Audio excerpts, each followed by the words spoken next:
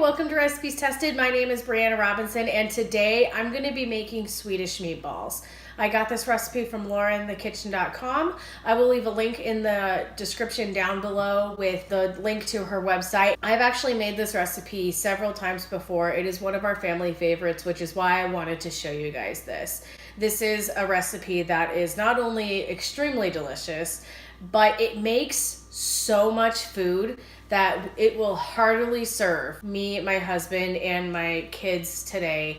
And we will have a ton left over for lunch tomorrow. So it's like a double whammy. And I feel like Swedish meatballs is one of those things that not a lot of people make. I think there's a bad reputation behind them, but these ones are fabulous. They're super easy. They take a little bit of work, but they're not hard by any means. It just is some steps, you know. So I'm gonna go ahead and get going. If you're curious to see how these go, then just keep watching and I'll get testing. To get started, I added my milk to my breadcrumbs and then chopped up my onion into small pieces with my chopper, and then took it to the stove and cooked it until it softened and added in my seasonings while it cooled. And then with my meat mixture, I added in the breadcrumbs, an egg, and the seasoning mixture with the onion, and mixed it together with my hands, which is much, much easier. And then I formed my meatballs, and I got about 28 or 29 if I counted right. And I just kind of eyeballed it in my hand. I didn't really make them super special. Just kind of made them roughly the same size. And then I took them to the stove. And the whole point of this is to get as much color as you can. They are not going to be cooked all the way through.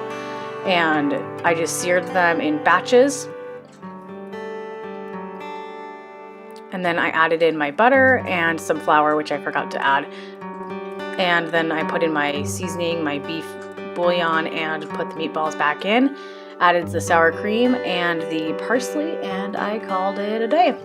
Here they are. These meatballs are all done. This is one of the recipes that really made me appreciate fresh herbs and what they provide to a meal. I love serving over some egg noodles. These are just incredible. I'm gonna resist temptation. We're gonna save these for dinner tonight, but trust me when I tell you, these are an absolute winner. Anybody that has ever tried them, even people who say they don't like Swedish meatballs, love these. So please let me know if you guys make them and give me a thumbs up because these are awesome.